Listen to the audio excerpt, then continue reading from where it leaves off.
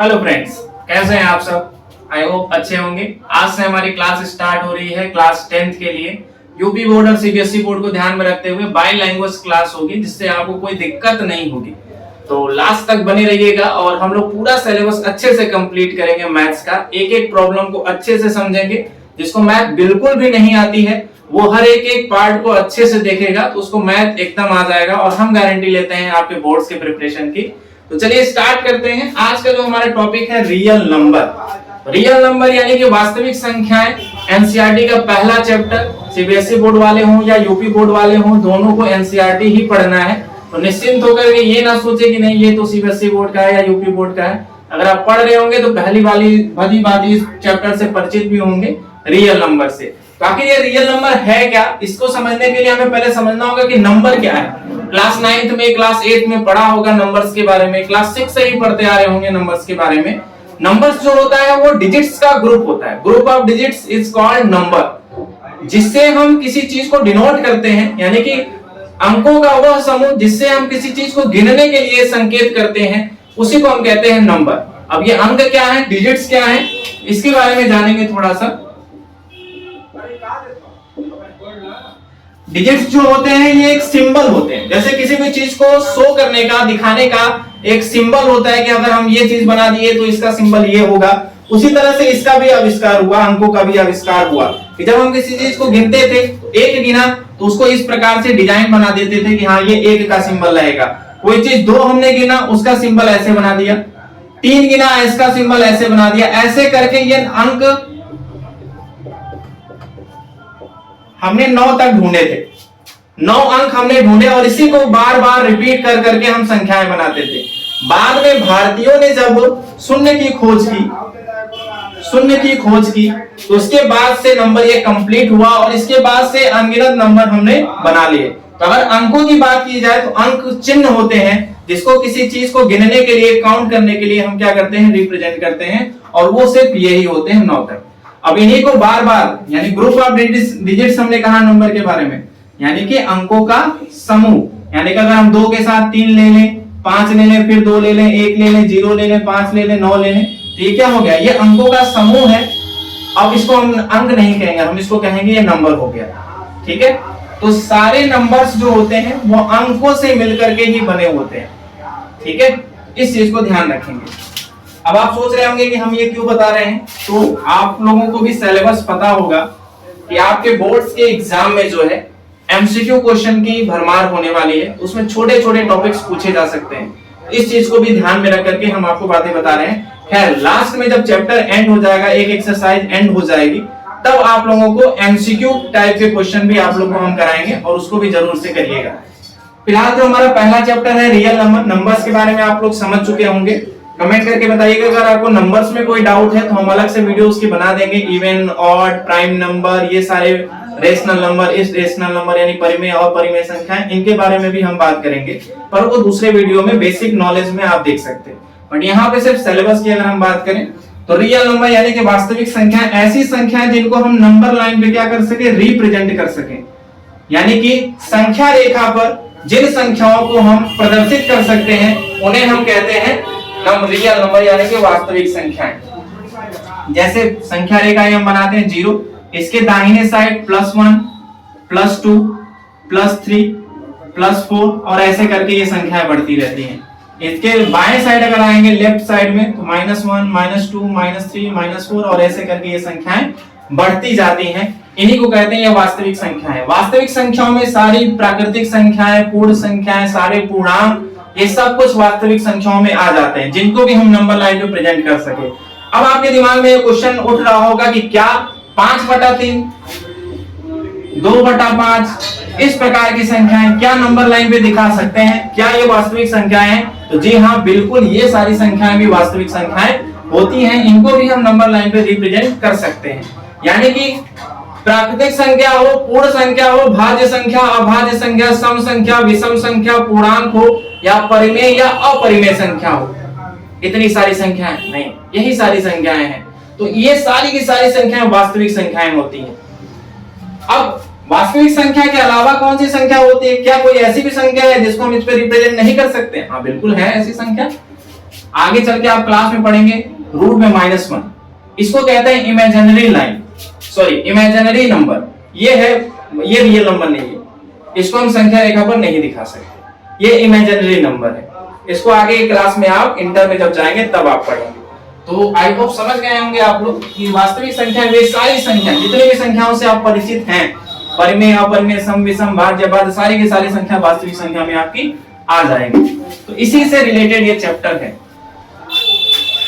इसमें यूक्लिड का नाम आपको सुनाई देगा। इस चैप्टर में यूक्लिड कौन थे? यूक्लिड मैथमेटिशियन थे जिन्होंने मैथ्स के बहुत सारे कॉन्सेप्ट को क्लियर किया, उसके बारे में बताया।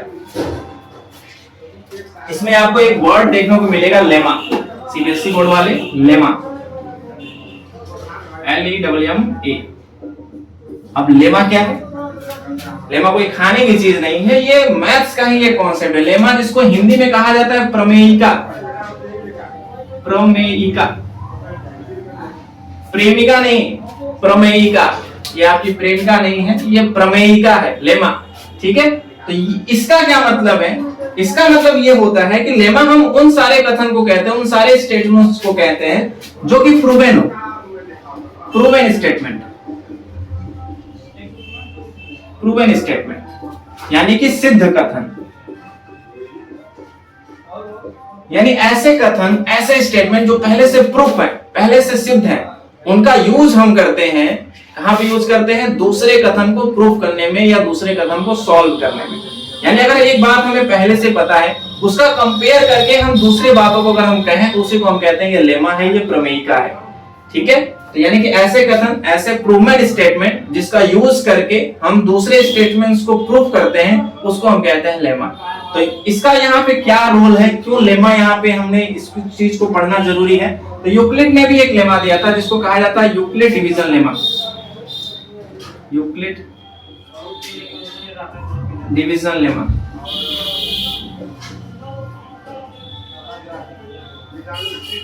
यूक्लिड का डिवीजन लेमा ये कहता था, जैसे आप लोगों ने भाग की विधि पढ़ी होगी, जब हम किसी संख्या को भाग देते हैं, जैसे 5 से अगर हम किसी संख्या में भाग दे रहे हैं 9 में, भाग जाएंगे 5 एकम 5, घट के आएगा बचेगा 4। इसमें क्या होता था? इसको हम कहते थे, क्या कहते थे? हिंदी वाले बताएंगे। इसको हम कहते थे भाज्य, इसको कहते थे भाजक, इसको कहते थे हम लोग भागफल, और इसको कहते थे शेषफल। ये तो बहुत पढ़ा होगा पिछली कक्षा में, या पिछली कक्षा में नहीं पढ़ा है तो पढ़ लीजिए अब, ठीक है। भाजक, भाज्य, भागफल और शेषफल ये बचता था। अगर हम इसके इंग्लिश में बात करें तो इंग्लिश में इसको कहा जाता था डिवीजन, इसको कहते हैं हम लोग डिविडेंड, इसको कहते थे भागफल को कोशेंट, और इसको कहते थे हम लोग रिमाइंडर। कहते थे क्या मतलब? कहते हैं भी। ये मतलब अरे सर ये तो कह दिए कहते थे, यानी अब नहीं कहना, अरे अब भी कहना, अब भी वही सारी चीजें हैं, डिवीजन है, डिविडेंड है, कोशेंट है, रिमाइंडर है। इन्होंने इसी चीज को लेकर के एक लेमा तैयार किया, एक भागफल प्रमेय तैयार किया, एक डिवीजन लेमा तैयार किया यूक्लिड ने। इन्होंने कहा कि अगर हम दो संख्याएं लें, ए और बी, ए और बी अगर हम दो संख्याएं ले रहे हैं तो इसके लिए Q और R ऐसी दो संख्याएं हमेशा मौजूद होंगी, जिसका रिलेशन कुछ इस प्रकार से होगा कि A बराबर BQ प्लस R। यानी अगर हम कोई भी दो संख्या ले लें, A और B, कोई भी दुनिया की कोई भी संख्या आप ले लो, रियल नंबर होनी चाहिए।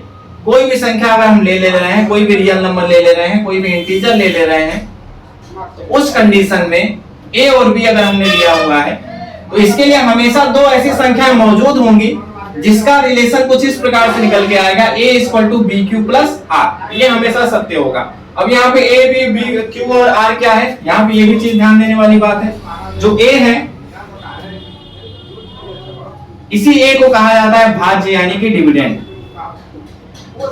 डिविडेंड यानी कि भाज्य। इस B को कहा जाता है डिवीजन यानी कि भाजक,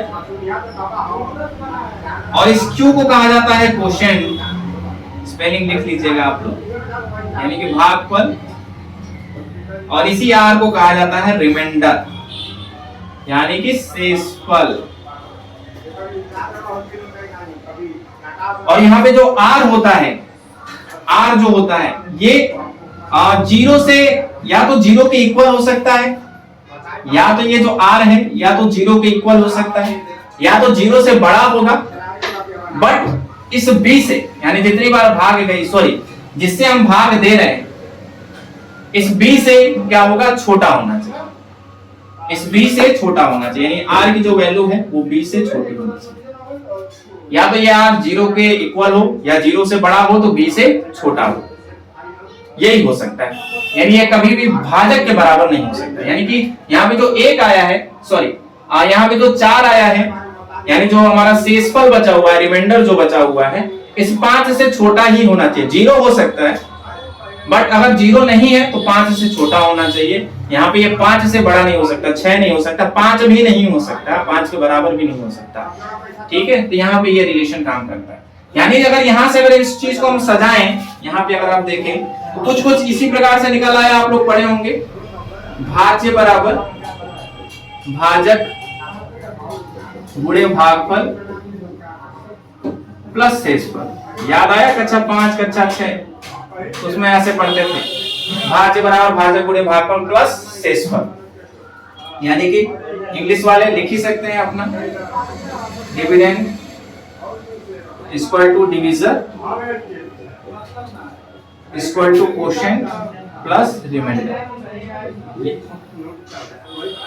अब इस चीज का यहाँ पे यूज क्या है, इसको क्यों यहाँ पे यूक्लिड ने लेम्मा अपना कह के यहाँ पे प्रदर्शित किया है, क्योंकि हमने अभी कहा कि लेम्मा एक प्रूवन स्टेटमेंट होता है जिसका यूज करके हम दूसरे कथन को सिद्ध करते हैं। तो इन्होंने अपना यहाँ पे लेमन दिया, इसका यूज करके ये HCF निकालना सिखाए हमें। इसका ही यूज करके उन्हें HCF निकालना सिखाया, क्योंकि HCF जब हम निकालते हैं भाग विधि से तो कुछ कुछ इसी प्रकार से काम करते हैं, और इन्होंने इसी का यूज करके HCF निकालना सिखाया। इसलिए यहाँ पे ये यूक्लिड डिवीजन लेमा है। इसमें कोई डाउट हो तो आप कमेंट करिएगा, बाकी आई होप कि आप समझ गए होंगे। ये सिंपल सा यही चीज है, भाग ही है। अब इसके बाद समझते हैं इनका यूज करके हम कैसे HCF निकालेंगे, जो कि हमारे एक्सरसाइज में क्वेश्चंस दिए गए हैं।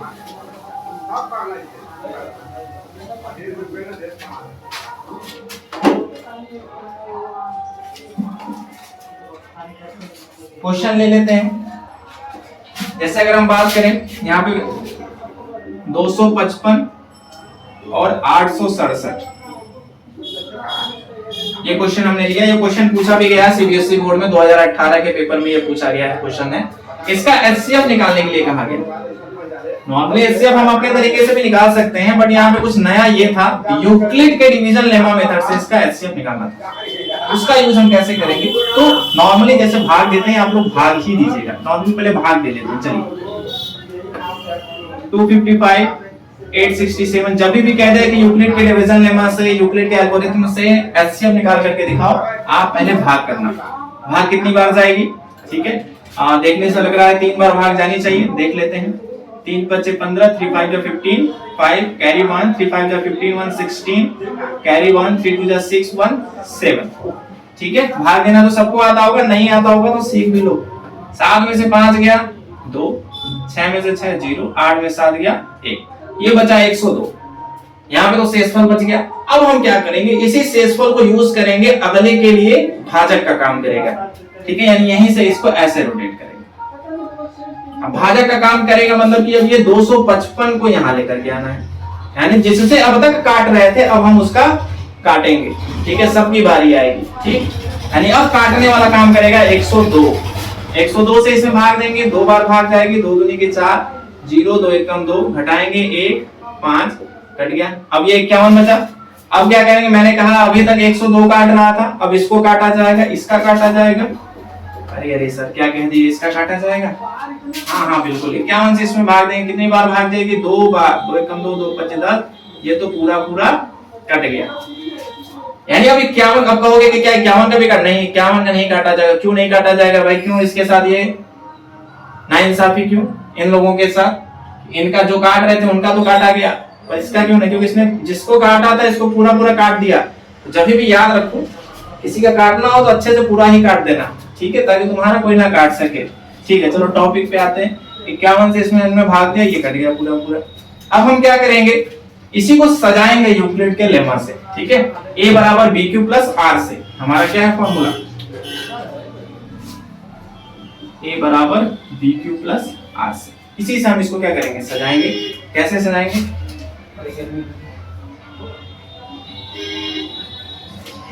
हाँ चलिए याद करिए, मैंने क्या बताया था, a यानी जिसमें भाग जानी है। ठीक है, ये हमारा क्या है, डिविडेंड है, यानी 867 यहाँ लिखेंगे 867 इक्वल टू किससे भाग दिया है हमने, डिवीजन, यानी कि भाजक कौन है हमारा 255 इनटू क्यू यानी कि क्वोशिएंट कितना आया है 3 इसके लिए, प्लस आर की वैल्यू कितनी है 100।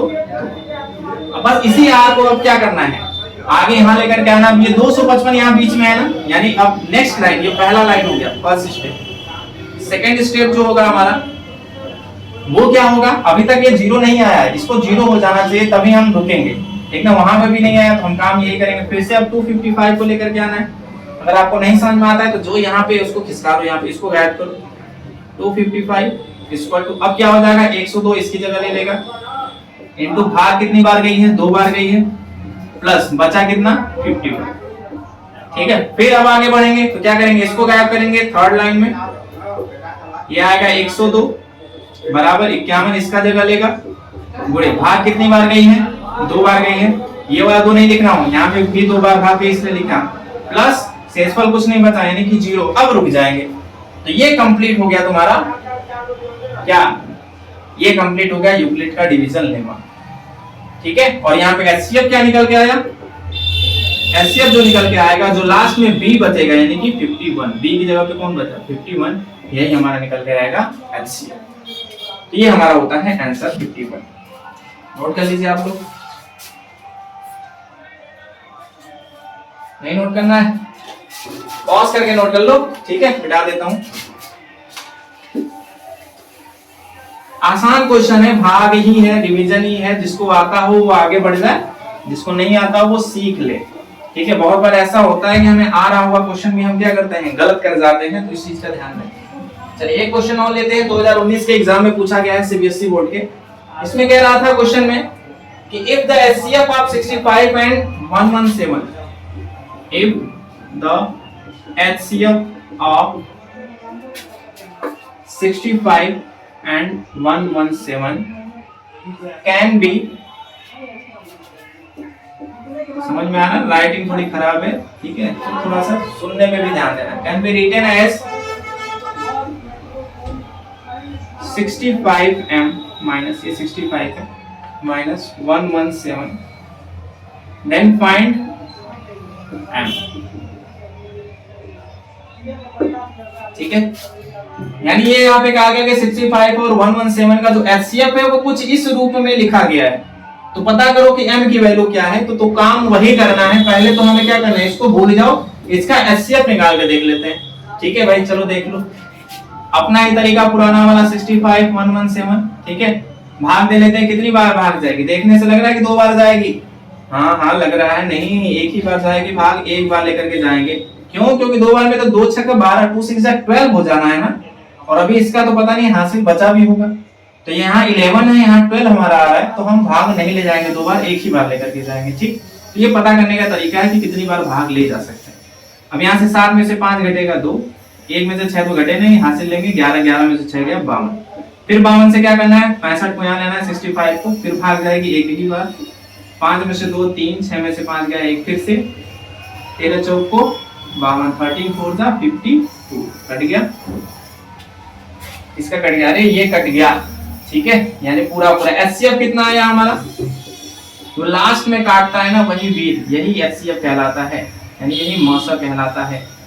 ठीक है, एचसीएफ आ गया हमारा 13, लेकिन वो कह रहा था कि इसको हम इस रूप में लिख रहे हैं, लेकिन हम तो इस रूप में लिख रहे हैं, तो क्या करते हैं दोनों का रूप बराबर होगा, क्योंकि वो भी तो सही है ना, क्वेश्चन जिसने दिया वो भी सही लिखा है, हम भी सही लिखे, तो हम क्या करेंगे दोनों को बराबर कर देंगे कि भाई मेरा तो 13 आया, ठीक ना, और इसका कितना आया, इसका आया था 65m माइनस 117, लेकिन दोनों बराबर होंगे, मैं भी गलत नहीं हूं वो भी गलत नहीं है, तो हम क्या करेंगे इसको इक्वल दिखाएंगे। 117 यहाँ माइनस में है, इसको इधर ट्रांसफर करोगे तो ये ना माइनस है, जब बराबर के इधर कोई चीज आती है ना तो जो चिन्ह इधर रहता है उसका अपोजिट हो जाता है, यानी यहाँ -117 है, बराबर के इधर आएगा तो +117 आएगा। ठीक है, ये सारी घटनाएं कैसे होती है इसके बारे में हम नेक्स्ट किसी वीडियो में बात कर लेंगे। ठीक है, फिलहाल के लिए ये देखो 13 और 117 को जोड़ेंगे कितना होगा, 117 3 120 10 130, ये आ गया 130 बराबर 65। यहाँ 65m, इन दोनों के बीच में कोई चिन्ह दिख नहीं रहा है, इसका मतलब इन दोनों के बीच में गुणे का चिन्ह है। जब कोई चिन्ह ना दिखे, एक नंबर और एक अल्फाबेट के बीच में, समझ जाना है कि वहां पे गुणे का चिन्ह है, मल्टीप्लिकेशन का चिन्ह है। तो यहाँ पे गुणे का चिन्ह है, इसको भी हमें बराबर के इधर लेकर के आना है, तो हम क्या करेंगे 130 में 65 से भाग दे देंगे, बराबर हो जाएगा m, क्योंकि यहाँ गुणे है, बराबर के इधर आएगा तो गुणे का अपोजिट होगा भाग में। ठीक है, 65 से 130 काट दो, कितनी बार में भाग जाएगी, 2 बार में भाग जाएगी, 2 5 10 2 6 12 1 13, तो m का मान आ जाएगा 65 दूनी 130। यानी कि जो क्वेश्चन हमसे पूछा था कि m की वैल्यू कितनी होगी, तो हमारी m की वैल्यू आ गई है 2। छाप लो छाप लो।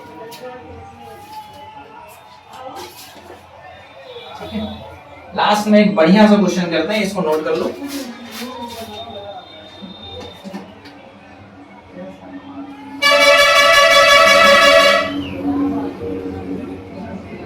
ठीक है, नोट कर लिया, चलो मिटाते हैं।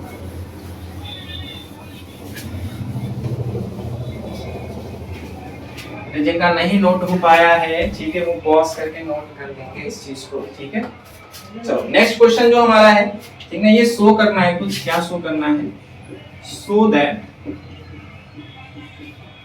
That every positive even integer, every positive even integer is of the form 2m, and that every positive odd integer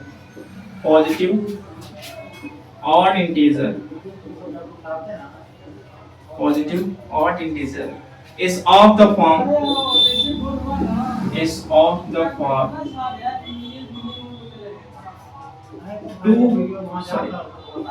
2m plus 1, where m is some positive integer। ठीक है, where m is some positive integer।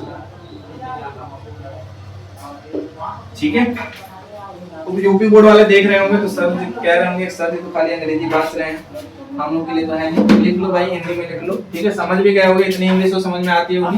कह रहा है दिखाइए कि every positive even integer, यानी प्रत्येक धनात्मक सम संख्या, दिखाइए कि प्रत्येक धनात्मक सम संख्या किस रूप की होती है, 2m रूप की होती है, और प्रत्येक धनात्मक विषम संख्या 2m plus 1 रूप की होती है। यही है हिंदी में, नोट कर लो, लिख लो। प्रत्येक धनात्मक सम संख्या 2m रूप की तथा प्रत्येक धनात्मक विषम संख्या 2m plus 1 रूप की होती है। यही क्वेश्चन पूछ रहा है, जहां पे m जो है ये भी पॉजिटिव इंटीजर है, यानी कि पूर्णांक है। इंटीजर का मतलब पूर्णांक होता है। ठीक है, तो यहाँ पे हम क्या करेंगे, यहाँ पे हम मानेंगे कुछ, क्या मानेंगे, क्वेश्चन नोट कर लिया होगा तो मिटा देता हूँ, क्योंकि हमें लिखने के लिए थोड़ी सी जगह चाहिए। इसके बारे में डाटा जो है वो हम लिख लेते हैं।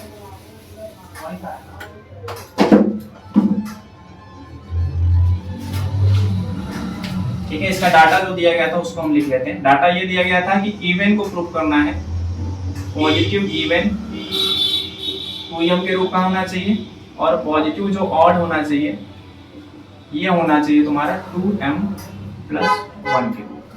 ठीक है, अब हम क्या करेंगे, हम मानेंगे, क्या मानेंगे, हम यहाँ पे मानेंगे माना। ठीक है, let n be any integer। ठीक है, n be any इंटीजर, क्योंकि यहाँ पे पॉजिटिव की बात किया है तो हम भी पॉजिटिव ले लेते हैं। n भी एनी पॉजिटिव इंटीजर, यानी हमने n मान लिया, हिंदी वाले लिखने माना, यानी एक कोई धनात्मक पूर्णांक है। ठीक है, जिसके लिए जिसको 2 से डिवाइड करने पे, ठीक है, any positive integer on dividing by 2, on dividing by 2. Let n be any positive integer. On dividing by 2, the quotient is equal to m. ठीक है, यानी हमने n कोई एक ऐसी संख्या मान ली जिसको 2 से डिवाइड करने पे जो कोसेंट बन रहा है वो m बच रहा है, ये हमने मान लिया। ठीक है, हिंदी वाले लिखने माना n कोई एक ऐसी धनात्मक संख्या है, n एक कोई ऐसी धनात्मक संख्या है, ठीक है, जिसको 2 से भाग देने पर n कोई ऐसी धनात्मक संख्या है जिसको 2 से भाग देने पर जो भागफल बचता है वो m बचता है। ठीक है, चलो सम संख्या और विषम संख्या के बारे में अगर आपको पता होगा तो इस चीज का आप ध्यान देंगे। ठीक है, और यहाँ पे मानना चाहो तो मान भी सकते हो कि रिमाइंडर अगर बच रहा हो, ठीक ना, तो रिमाइंडर क्या होना चाहिए, r होना चाहिए। ठीक है, तो by Euclid division lemma, Euclid division lemma क्या कहता है हमारा कहता है a बराबर बी क्यू प्लस आर होना चाहिए, जहां पे a जिसमें भाग दी जाए, यहाँ पे भाग किसमें दी जा रही है, n में, तो हम इसकी जगह लिखेंगे n is equal to 2m plus, क्योंकि 2 से भाग दे रहे हैं, यहाँ पे हमने डिवाइडिंग बाय 2 लिखा हुआ है, तो b से भाग देते थे हम उसमें, इसमें 2 से भाग दे रहे हैं तो 2m, क्यों m इसलिए लिखा मैंने क्योंकि कोसेंट जो मेरा बच रहा है वो m बच रहा है, इसलिए हमने कोसेंट की जगह m लिखा प्लस r की जगह r लिख देते हैं। यानी ये रूप हमारा मिलेगा किसके द्वारा, n equal to 2m plus r मिलेगा हमें यूक्लिड डिवीजन लेमा के द्वारा। ठीक है, किया मैंने कुछ नहीं, बस मैंने मान लिया कि n जो है एक पॉजिटिव इंटीजर है जिसमें 2 से मैंने भाग दिया है, यानी कि जो डिवीजर का काम कर रहा है हमारा वो 2 है, यानी डिवीजन हमारा b होता था तो b की जगह हमने 2 लिख दिया, कोसेंट बच रहा है m तो हमने m की q की जगह m लिख दिया प्लस r हमने लिख दिया, माना हुआ है रिमाइंडर, और जो हमारे जिसमें भाग दे रहे हैं यानी जो हमारा क्या कहते हैं डिविडेंड है वो हमारा a होता था, उसकी जगह हमने n लिखा क्योंकि हमने n माना हुआ है। ठीक है, यहां तक अगर हो गया हो तो नोट कर लो। ठीक है, हो गया।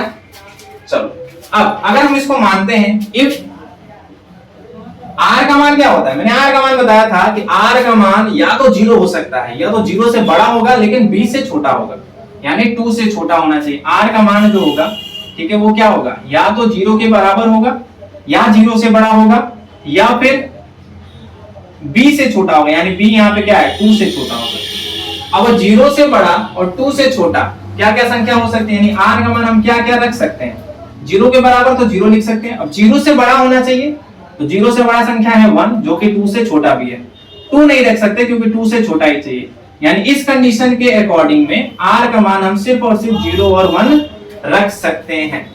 समझ में आई बात, नहीं आई, चलो फिर से समझो। यहाँ पे r का हमें मान रखना है, r का मान हम क्या रख सकते हैं, हमें पता है यूक्लिड का डिवीजन लेमा ये कहता है कि r का जो मान है वो या तो 0 से बड़ा हो सकता है या 0 के बराबर हो सकता है और इस जो भाग देने वाले से यानी b से उससे छोटा होना चाहिए। तो यहाँ पे हमारा b का मान क्या है 2 है, तो हम वही लिखें r का मान या तो 0 से बराबर हो या 0 से बड़ा हो लेकिन 2 से छोटा हो, क्योंकि हमने भाग जो दिया है वो 2 से दिया है। ठीक है, अब r का मान ये इस कंडीशन के लिए क्या क्या हो सकती है, 0 होगा तो 0 हमने लिख लिया, अब 0 से बड़ा और 2 से छोटा एक ही संख्या ऐसी है 1, वो हमने लिख लिया। ठीक है, अब 1 के बाद अगर हम 2 लिखना चाहें तो वो हम नहीं लिख सकते, हमें इंटीजर लिखना है, पूर्णांक लिखना है, हम बटे में संख्या नहीं लिखेंगे, हमने सब जगह इंटीजर माना है, यहाँ पे हम इंटीजर लेंगे।